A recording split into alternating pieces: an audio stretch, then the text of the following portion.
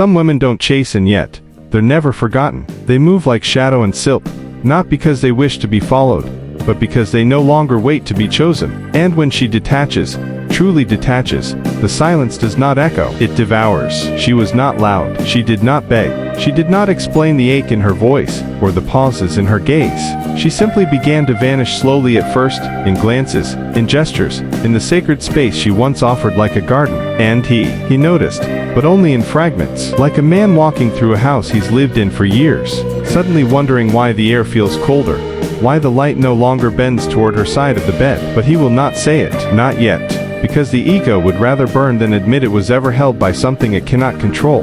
What he doesn't understand, not consciously, is that her absence is not punishment, it is reflection. The feminine, when fully embodied, becomes the mirror he fears, not because it judges but because it reveals. A man, when detached from, does not mourn in clarity, he mourns in chaos. He scrolls through her old messages but never responds. He stalks her stories but never speaks. He touches the memory of her presence like a wound, pressing just enough to feel, never enough to bleed. Inside him brews the dissonance. One part cries for her softness, the Anima, Jung would say, the inner feminine he's disowned and projected onto her. The other part, the tyrant ego, forged in trauma and shaped by culture, refuses to surrender. So he says nothing, but everything in him tightens. The way his jaw sets when her name is mentioned. The way he gets drunk, not because he's celebrating, but because silence is too loud, when she is no longer there to soothe it. He calls her, too much.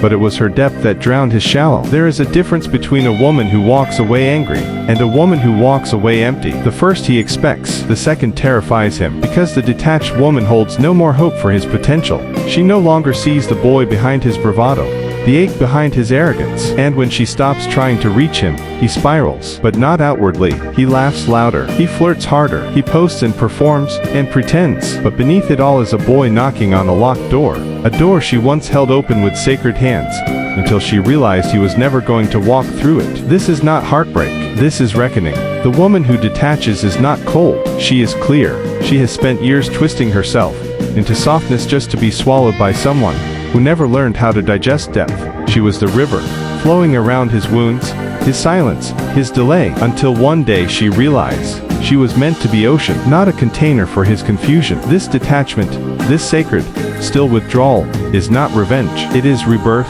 He may never say it, but he feels it. Every time he reaches for the ghost of her in another woman's skin. Every time he hears a laugh like hers, soft and dangerous. Every time he wonders what would have happened if he had just shown up. But she no longer needs the answer. Detachment is not the end of love. It is the beginning of self-respect. And while the world may tell you to be louder, more visible, more available, understand this. The deepest feminine power moves in silence, not to be chased but to return to herself. Because in the end, the woman who walks away in silence isn't weak, she simply sees more. And he will feel it, but never admit it.